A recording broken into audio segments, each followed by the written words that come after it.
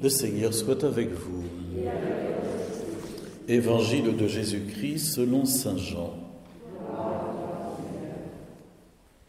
En ce temps-là, Jésus disait à ses disciples, « Comme le Père m'a aimé, moi aussi je vous ai aimé. Demeurez dans mon amour. Si vous gardez mes commandements, vous demeurerez dans mon amour, comme moi j'ai gardé les commandements de mon Père et je demeure dans son amour. Je vous ai dit cela pour que ma joie soit en vous et que votre joie soit parfaite. Mon commandement, le voici, aimez-vous les uns les autres comme je vous ai aimé. Il n'y a pas de plus grand amour que de donner sa vie pour ceux qu'on aime. Vous êtes mes amis si vous faites ce que je vous commande. Je ne vous appelle plus serviteur, car le serviteur ne sait pas ce que fait son maître. Je vous appelle mes amis, car tout ce que j'ai entendu de mon Père, je vous l'ai fait connaître. Ce n'est pas vous qui m'avez choisi, c'est moi qui vous ai choisi et établi afin que vous alliez et que vous portiez du fruit et que votre fruit demeure.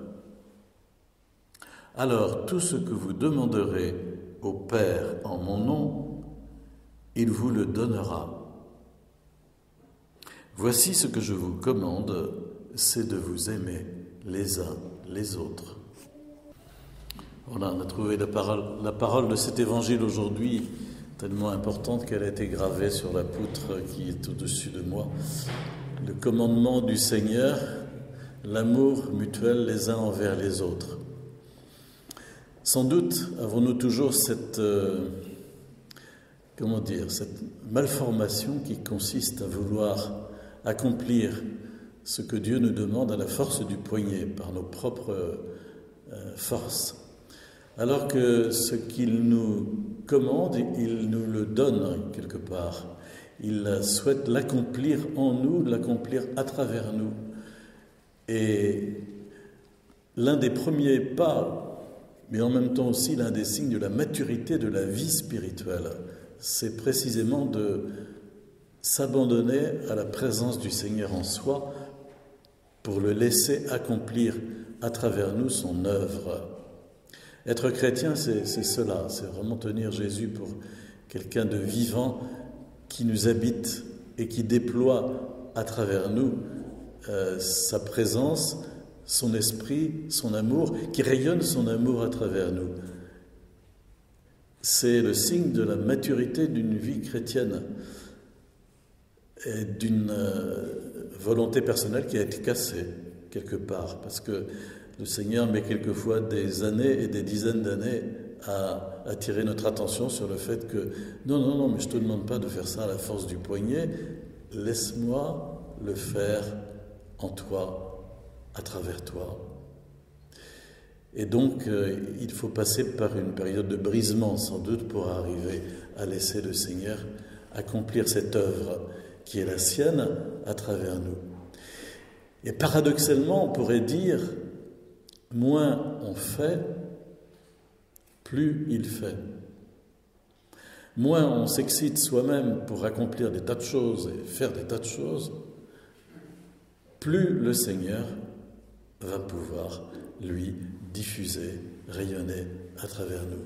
Et ce qui est vrai pour une personne, pour le chrétien, c'est vrai aussi pour la communauté chrétienne dans son ensemble.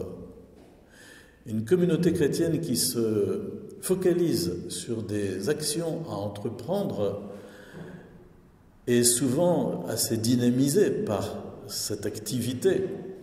Et en même temps, elle ne s'aperçoit pas qu'au fond, elle vit tout à partir d'elle-même, centrée sur ses propres capacités.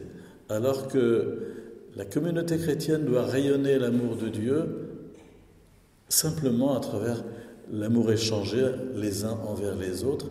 Et c'est le Seigneur qui veut accomplir son œuvre et attirer à partir de là. Le secret sans doute de l'évangélisation, c'est cela.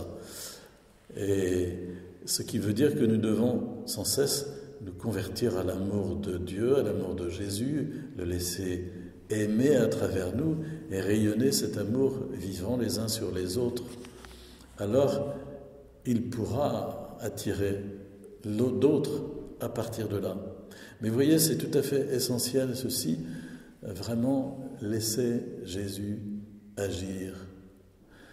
Je crois qu'il n'y a pas grand-chose d'autre à dire finalement, et que ça justifie largement que nous puissions chaque jour nous approcher du Seigneur et puis nous remettre à lui. Voilà, lui remettre notre pauvreté, nos capacités aussi, notre journée, et lui dire, Seigneur, voilà, passe devant et agis à travers moi, je te le demande. Mais voyez, s'il n'y a pas ce temps de prière, s'il n'y a pas cet abandon, au fond, au point de départ, ça y est, la machine est repartie. Et voilà, et le Seigneur va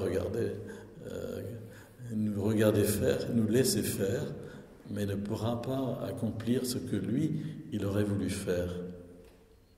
Voilà, c'est ce que j'avais dans le cœur après avoir médité ces passages de l'Écriture qui, tous les trois, au fond, nous parlent de l'amour. Vous avez vu la première lecture tirée du livre des Actes des Apôtres. C'est un épisode où Pierre a dû accepter de changer ses paramètres et que Dieu puisse donner son Esprit Saint à des païens, des non-juifs, en particulier des Grecs, mais des non-juifs, voilà. Et que les non-juifs avaient part autant que les autres à l'Esprit Saint. Mais ça a été pour lui un passage vraiment très grave et important à faire. Et il a fallu que le Seigneur lui présente à travers une vision quelque chose qui lui a permis de se décider. Il avait été appelé par un païen pour se rendre chez lui, et c'est ainsi qu'il a pu constater que l'Esprit Saint se répandait sur tous. Et puis dans la deuxième lecture, Jean, à nouveau, nous dit « Ce n'est pas nous qui avons aimé Dieu, c'est lui qui nous a aimés le premier. » Voilà. Et il attire notre attention sur cette démarche première de Dieu qui veut nous transformer, nous sanctifier et rayonner à travers nous.